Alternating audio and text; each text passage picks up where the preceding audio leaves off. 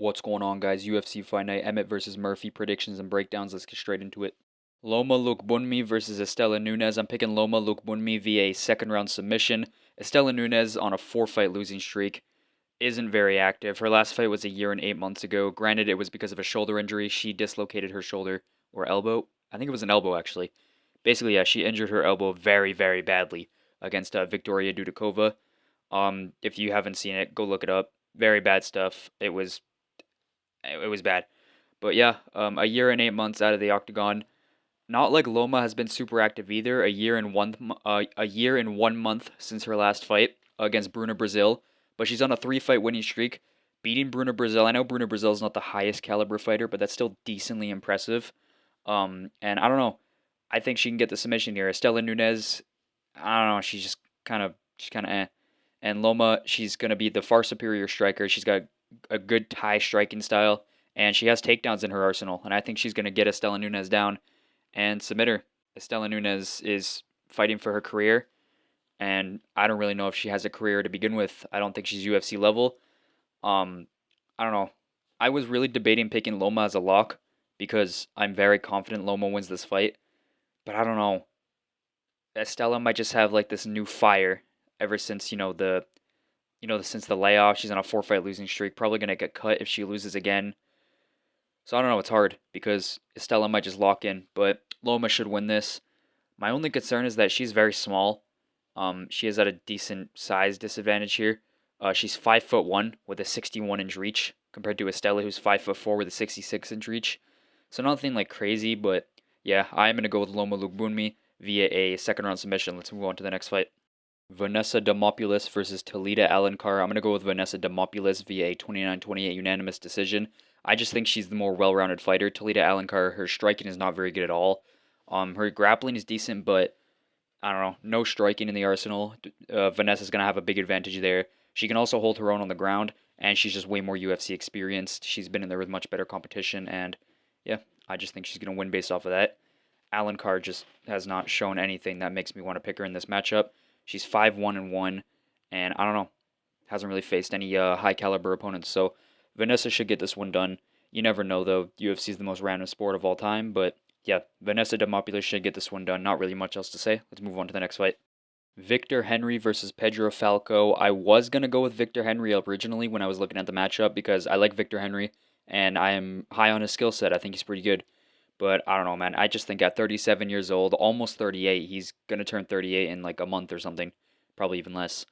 I just think that Pedro Falco, he's got youth on his side, and it's not like he's inexperienced. Not against like, he hasn't fought the same level guys as Victor Henry, but it's not like Victor Henry has, fought the who's who of the division, fought the fucking greatest guys of all time. His last fight, he got guillotined in the second round by Charles Jourdain. Before that, beat Ronnie Yaya by TKO in the third round. Ronnie Yaya's terrible. Before that, no contest against Javid Basharat. Before that, beat Tony Gravely by split decision. Has a win over Ronnie Barcelos. And other than that, I mean, it's not like he's the most experienced guy in the UFC. It's like Ronnie Barcelos and Rafael Assunção are like the only two notable names that he's fought, and I guess Charles Jourdain. But I don't know. I just think Pedro Falco is going to win. I rate his grappling; it's pretty solid. Even though he didn't look amazing in his debut against Victor Hugo, he did lose that fight by unanimous decision. I do think he's going to be enough to beat the 38-year-old Victor Henry, who is on a downhill, in my opinion. Getting submitted by a featherweight cutting down in Charles Jourdain is not the best look. It's not like Charles Jourdain is horrible, but it's also not like he's amazing. Usually we talk about lighter man skill. Charles Jourdain went down a weight class and finished a bantamweight, so maybe we got to start talking about heavier man skill. Shamil Gaziev, next champ. But yeah, I don't know. I just think Victor Henry, does he have, I don't know. Could he have one left in him? He could. There's a good chance Victor Henry's got one more win left in him. But I think Pedro Falco is going to get past the vet. And it's not even like he's a vet. He hasn't been in the UFC for like that long. So I don't know. He's got experience, but not against. It's not like. Let me try to think of an example. It's not like Neil Magny experience, where he's. It's not like he's the best fighter, but he's fought all the best fighters. The best fighter Victor Henry has faced is probably like Rafael Assunção, I'd say. But like, I don't know, man. I'm going Pedro Falco. Yeah, let's move on to the next fight. Reese McKee versus Daniel Frunza. I'm picking Reese McKee as an underdog. I'm gonna pick him by decision. Reese McKee, he's a tricky dude to deal with, man. Like, I know he's had two runs in the UFC, two chances. He went 0-2 in both of those chances. Currently 0-4 in the UFC. But like, dude, we gotta cut the guy some slack. Makes his UFC debut against Hamzat Shamaev. So that in itself is already like, all right, dude, respect. So yeah, makes his debut against Hamzat Shamaev. Then he fights Alex Morono, loses to him, which is not the best look, obviously, to lose to Alex Morono, but it was Alex Morono in 2020. Definitely a different fighter at the time. Then goes on a bit of a tear in Cage Warriors, gets a bunch of finishes, and then comes back to the UFC, loses a decision to Ange Lusa, who's another decently good fighter, and then loses a split decision to Chidi Njokuani, who just finishes Aleski with a brutal knee. So I don't know. I rate that I rate that split decision loss to Chidi a little bit higher now after seeing him finish Zaleski like that. So yeah, I don't know. I think Reese McKee can pull this one off. He's tricky. He's got a tricky frame to deal with. He's got a good skill set. Daniel Frunza, I don't know. He doesn't have the experience. Reese McKee's fought some high level veterans in the game. Split decision with Chidi Njokuani is impressive. And I don't know. I just think he can. I think he can outwork a Daniel Frunza. I've seen some Daniel Frunza highlights. He seems good, but I don't know if he's all that. I think Reese McKee's going to finally get his UFC win, and he's going to save his career because I don't know if he loses this one. I think that's it for him in the UFC. I think that's going to be it for him. But yeah, I'm going Reese McKee as an underdog. I think it's a good underdog pick, and yeah, hopefully he pulls it off because he seems like a cool guy. I want to see him get a win. Let's move on to the next fight. Dione Barboza versus Diana Belbita. I'm going to go with Dione Barboza via a first round submission. Diana Belbita does have a wild first round, and she can put you out of there, but I just don't see it in this matchup. I think Dione Barboza is the far superior grappler, better cardio, better conditioning throughout 3 rounds, and I'm not picking Diana, who I'm going to have to rely on getting a first round finish to win this fight. Dione Barboza obviously did lose her last fight to Miranda Maverick via unanimous decision, but Miranda Maverick is much higher level than Diane Belbita, and before that beat Ernesta Karakaite by decision, which is pretty impressive. Karakaite is pretty solid. Before that was on a decent streak. Yeah, she's looked good on the regional scene as well. I just think she's better than Diana Belbita everywhere the fight goes. Belbita has a wild first round, but I just can't I just can't pick her. Like she's gonna have to rely on that first round finish to get the win here. And I don't know. She got submitted in her last fight by Molly McCann in the first round. Getting submitted in 2024 in the first round by Molly McCann is kind of crazy. So I don't know. Just not going to pick her in this fight. Deone Barboza should get this one done. Let's move on to the next fight. Davy Grant versus Daniel Santos. I'm going with the underdog. I'm picking Davy Grant. Davy Grant has been so overlooked in his career, but he's literally a tough out for anybody on the roster. Good output, good power. He's tough. He's durable. He's well rounded. He's just tough, man. Daniel Santos, he's a shoot to box guy. And what do we know about shoot to box guys? They push forward, all action, no breaks, bad defense, no head movement, and they kind of rely on finishes to win fights. They're not the best at getting the decision. So I don't know. I'm gonna go with Davy Grant getting this one done. Santos, he's kind of just like a slightly bigger version of Felipe dos Santos, where he's gonna go out there, throw everything at you, but his defense isn't the greatest. He can be taken down, he can be controlled, and he does kind of rely on the finish to win fights most of the time. So I'm gonna go with Davy Grant here getting this one done. I think he can craft up a nice decision. Davy Grant's good, man. He's so overlooked. I thought that fight with Daniel Marcos was a robbery. It was close, but I thought it was a robbery. I thought he beat Daniel Marcos. He looked great in his last fight against Ramon Tavares, beat him by unanimous decision. Then the Daniel Marcos split decision loss. I thought he won that fight. Before that, submitted Rafael Assunção. Before that, KO'd Luis Smolka. Before that, split decision to Adrian Yanez. Again, could have went Davy Grant's way. Close fight. Before that, decision with Marlon Chito Vera. Before that, KO Jonathan Martinez, who's like one of the best, maybe not one of the best, but one of the better unranked bantamweights. I don't know. He's just impressive to me, man. Has a win over Chito Vera by unanimous decision back in 2016. I don't know. He's good. Like I'm telling you right now, Davy Grant is solid. He's well rounded. He shouldn't be the underdog here, but he is. So I'm taking him as an underdog. Daniel Santos, aggressive shoot to box guy. He's gonna run forward. He's gonna get hit. He's gonna get cracked. Does Davy Grant put him away? Possibly, but I don't know. I think shoot to box guys try too hard to be Charles Oliveira, where they try to rush finishes. So yeah, I could easily see Daniel Santos pushing forward. We're not worried about the defense at all. Getting cracked a bunch of times, trying to look for a finish, and Davy Grant just out damages him to a decision. So yeah, I'm gonna go with Davy Grant. Let's move on to the next fight. Louis Garule versus Ode Osborne. Ode Osborne was a tempting underdog here, but I am going to go with Louis Garule. I'm going to pick him by 30-27. I think he's going to get a clean sweep on at least two of the judges' scorecards. I know he's 10-0, and I know there's this whole thing with undefeated fighters this year where they're seeming to lose more than they are. They seem to lose more than they do win this year. It doesn't even seem like that. That's just what's happening. If you've been keeping track of the undefeated fighters, they are just losing at a rapid pace, and not very many of them are winning, but a couple of them are getting through. And I think Louis Garule is going to be one of the ones that get through. I think he's going to beat out A. Osborne. He's got a very ugly record, 12-8, but he can be a pretty tough out. He's fought quite a few guys. He's experienced. He's 5'7" with a 73-inch reach at flyweight, so he's got a very tricky frame. Obviously, in his last fight, he did have a decent performance against Ronaldo Rodriguez, where he almost slept him out cold in the first round and put him in a triangle. But Ronaldo Rodriguez was able to survive and make it to the end of the bell and win the fight. Even though I thought Ode should have won that, I thought he won rounds 1 and 3. Which at the time, hey, super close fight with a decently promising prospect. I knew he was overrated ever since that fight because I thought Ode Osborne won that fight, but yeah, Kevin Borjas just exposed Ronaldo Rodriguez, so the Ode Osborne losing to Rodriguez is a bit more of a bad look now, ever since Borjas fraud checked him. But yeah, I am gonna have to go with Louis Garule here. Ode Osborne, he's 4-1 in his last 5. Garule's been on a bit of a tear in the regional scene, coming from Fury, and just got a win 5 months ago in the Contender Series against Nick Piccinini. And I think he gets it done here, man, by decision. I think he can take down Ode Osborne. I think he can mix in the wrestling, I think he can mix in some good striking technique too. And I think he's gonna beat Ode Osborne, man. The guy, 3-fight losing streak. Even though I thought he won his last fight, I don't know. Ode Osborne, man, I'm just not sure where his head's at this point in the game. So yeah, I reckon Louis Garule gets this one done. Let's move on to the next fight. Robert Valentin versus Torres Finney. This is a very interesting matchup. I'm excited for this one. I'm picking Torres Finney via a second round TKO. I think he's going to ground and pound TKO him. I just rate Finney's wrestling. I just think he's a good wrestler. He's got an extremely strong, stocky build for the division.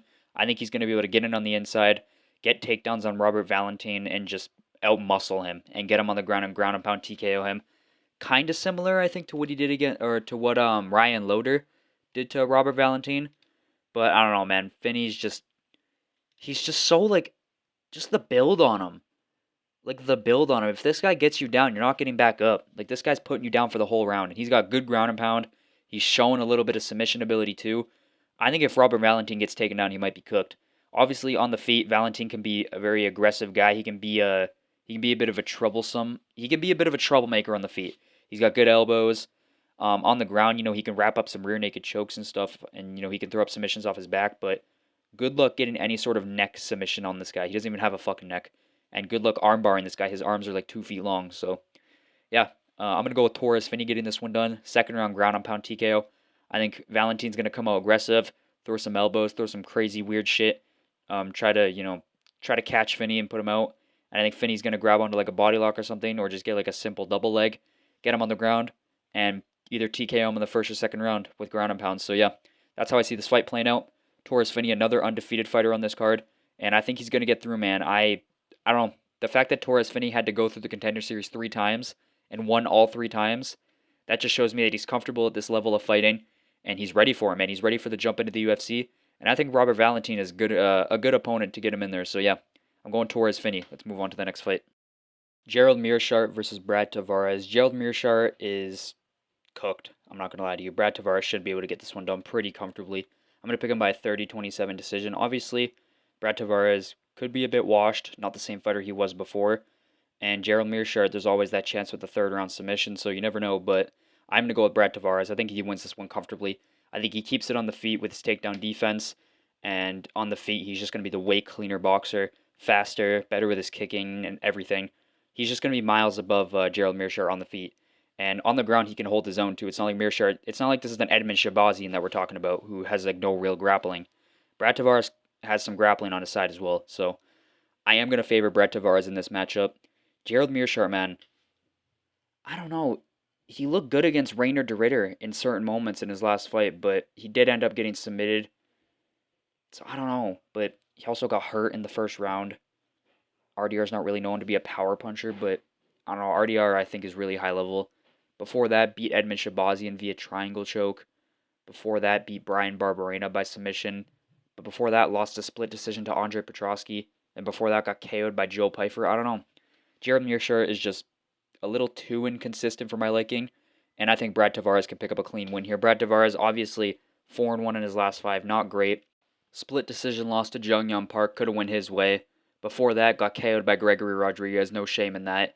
His last win was a year and 7 months ago against Chris Weidman, but that was like a cooked version of Chris Weidman, so not going to look too much into that. Before that, got KO'd by Bruno Silva with a knee, and then before that, lost a decision to Dricus du Plessis. So Brad Tavares has been in there with some killers, man, especially even in his last few fights. Not like the highest level names, but dude, Dricus du Plessis, current champion. He's fought Adesanya, who's a former champion, Whitaker, who's a former champion. He's fought a lot of high tier, high caliber guys, so I don't know. I just think he has all the advantages over Gerald Mearshart. I think he keeps this fight on the feet, and I think he wins a clean, striking decision. So give me Brad Tavares to win this one on the scorecards. Let's move on to the next fight. Kennedy and Nzechukwu versus Martin Buday. This should be an easy, clear-cut pick. Kennedy and Nzechukwu should clean up Martin Buday in the first round via TKO, but you never know. It's Kennedy and Nzechukwu. Sometimes he shows up looking like the next fucking GOAT. Sometimes he shows up looking like an absolute can. So you never really know. Martin Buday is a little bit more consistent in my opinion, but he's just more consistently mid at fighting. And Kennedy and Nzechukwu has had way better moments. I just think on the feet he's going to be way more dynamic and explosive on the feet, way more powerful, longer, lighter man skill. Obviously, I know I said that a couple weekends ago with the Ryan Spann Waldo Cortez Acosta fight, but I don't know. Kennedy and Nzechukwu, and in terms of like moving up to heavyweight, I think Kennedy is more equipped for this weight class than Ryan Spann because Ryan Spann is just an aggressive power puncher. That's pretty much he basically just fits in with the other blobs at heavyweight. And Nzechukwu a little bit more technical, so he can kind of technically land shots on these guys. And Waldo Cortez Acosta is levels above Martin Buday, so I think it's going to be a completely different fight. Kennedy and Nzechukwu should walk through Martin Buday with ease. He should face like literally zero adversity in this matchup. He's way faster, way rangier, better, more powerful, more dynamic. And if it goes to the ground, Kennedy's got grappling as well, so yeah, I favor Kennedy in this matchup. The only reason I'm not taking him as a lock is because it's fucking Kennedy and Nzechukwu. He's on my fighters. He's on my list of fighters that I will never lock. Couple of those fighters on the list: Kevin Holland, Jalen Turner, Kennedy, obviously. Ryan Spann is on that list. Even though I kind of broke that rule that one weekend, but I was getting a little bit overzealous with my Letterman skill. Usually Letterman skill is real. I just want to let you guys know that, but yeah, Ryan Spann is just aggressive and he fits in with the heavyweights. Kennedy's a little too technical for these guys, I think, and I don't think he's gonna lose until he gets like a top 8, top 9 guy. So yeah, give me Kennedy and Nzechukwu inside the distance, TKO in the first round. Should clean him up pretty easily. Let's move on to the next fight. Cortavius Romeus versus Chang Ho Lee. Holy shit. What a featured fight. Um how is this the featured fight? There's so many other fights on this card that could have went above it, but yeah, I'm going Chang Ho Lee. He's coming off the road to UFC, but I believe, and he actually looked pretty decent on there. He didn't look like amazing, but he did look pretty solid. He's coming off a couple good wins on there, and is this his UFC? No, he had another fight in the UFC. I forget, but it was on like a fight night. Whitaker versus Aleskarov, the UFC Saudi fight night. So this is going to be his second UFC fight. Cortavius Romeus also only has one fight in the UFC where he got 30-26 by Gaston Bolaños, which is a horrible look. Gaston Bolaños is not a good fighter, and to get 30-26 by him is a little insane. But yeah, I'm going Shang Ho Lee here. I just think he's the better fighter. I think he can out physicality Cortavius Romeus, who is a little bit small for this weight class, I feel like. And I just think Shang Ho Lee's going to be able to outmuscle him, outstrike him on the feet, defend the takedowns, probably even get some takedowns of his own. And yeah, I'm picking Chang Ho Lee. Not really much else to say. This isn't a very interesting match. I don't know why it's the featured fight, but yeah, I think Cortavius Romeus is picking up another loss here. Let's move on to the next fight. Joe Anderson Brito versus Pat Sabatini. This is going to be my one and only lock of the card. Could there have been other locks? Probably. There's some pretty one-sided matchups on this card, I feel like, but this is going to be my one lock of the card. Joe Anderson Brito. I think he's going to sleep Pat Sabatini in the first round. Sabatini, chinny, not the best striker at all, and kind of just relies on submissions to get wins. And if he doesn't get the submission, he usually loses. And Joe Anderson Brito, very capable on the ground. I don't see him getting submitted. And he's just way more dangerous and way more dynamic on the feet. I think this is an easy pick. Joe Anderson Brito should run through Pat Sabatini. The guy has a win over Diego Lopez, which is very impressive to me. And Joe Anderson Brito in his last fight against William Gomes, you could argue that he should have won that fight. It was a split decision. A lot of people were crying robbery, but I don't know. It was definitely close, but you could argue it going to William, or you could argue that fight going to Joe Anderson Brito. Before that was on a big streak, beating guys like Jack Shore, Jonathan Pierce, Weston Wilson, Lucas Alexander, and Andre Fili, all by KO or submission. The guy's just a finisher. This guy's just a finisher all the way through, and I think he's gonna land a big bomb on Pat Sabatini and put him out bad.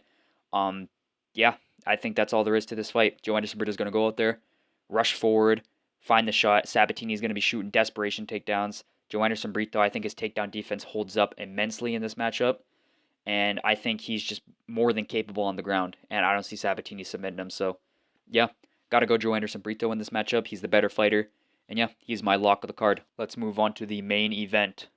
Josh Emmett versus Lerone Murphy. This is actually a really fun main event. I'm going to be picking Lerone Murphy to win a decision. I just can't trust the 40-year-old Josh Emmett to land a KO shot against the up-and-coming, undefeated, hungry, uh, established, pretty much contender. The guy's winning there. He's fought some pretty solid names already. 50-45 Edson Barboza. Beat Dan Ige after getting dropped. Showed great recovery in that fight. And I've seen a lot of people saying, oh, Dan Ige dropped him. Freaking Emmett's going to drop him. Dan Ige is a lot more capable of catching you in like combinations on the inside. Whereas Josh Emmett, he catches you with like these big overhands where he just like rushes into you and like you kind of get caught off guard a little bit. But, like I don't know, I just feel like Josh Emmett's power punches are a lot easier to avoid than Dan Ige's. And even if Emmett like does put him down, I think he's gonna survive. I don't see Emmett just putting him out cold. Like let's be honest, Josh Emmett, yes, he hits very hard. We don't always just see him land the shot and put people out, right? He landed the shot on Bryce Mitchell in his last fight. Cool. Didn't land the shot against D'Elia in the fight before that. Didn't land the shot against Yair in the fight before that. Didn't land the shot against Calvin Kattar in the fight before that. I thought he lost that fight, by the way, to Calvin Kattar. Didn't land the shot before that against Dan Ige. Didn't land the shot before that against Shane Burgos. Landed against Mirsad Bektik. Took him 3 rounds to land it against Michael Johnson. He got KO'd by Jeremy Stevens. I don't know. There's a lot of decisions on this guy's resume. I know he's like known as the KO guy, but he's been to quite a few decisions. And I'm telling you right now, Lerone Murphy's going to be rangier, faster, more dynamic. If Emmett doesn't find the KO shot, he's going to get very frustrated when Murphy's dipping in and out, blitzing in, volume, low kicks, body kicks, 1-2s, jabs. He's going to frustrate Emmett, and I think it's going to lead to Emmett trying to find the KO shot even more. He's 40. He's got this stocky frame. I don't know. I just can't trust Josh Emmett to find that KO shot when he has failed so many times before to find the KO shot. I think Murphy's going to dance around the outside, similar to what he kind of did against Barboza, where he kind of just went into like a flow state and started piecing Barboza up. And yeah, I think he's going to piece Josh Emmett up, win a 49-46. The reason I say 49-46, I think Emmett is going to drop him in one of the early rounds, but Murphy will survive. I think it's going to be similar to what happened in the Dan Ige fight. And yeah, I think Lerone Murphy's going to move to 16-0. He just looked really impressive against Edson Barboza. Landed 220 significant strikes in that fight, 50-45'd him, just danced around him, mixed in the takedowns, flowed, and he looked great in that fight. After that against Dan Ige, I know that was a bit of a rocky start. He got dropped in the first round, but he recovered very nicely, and he ended up winning the next 2 rounds. So yeah, great win for Lerone Murphy. And I don't know, Josh Emmett, I don't know if I can trust him to find that KO shot. He's failed so many times before. And when he doesn't find the KO, he's not the same fighter. We've seen that time and time again. So yeah, I'm going Lerone Murphy by unanimous decision. Hopefully you guys enjoyed this prediction video. If you did, leave a like, comment down below, and I'll see you guys in the next one. Peace.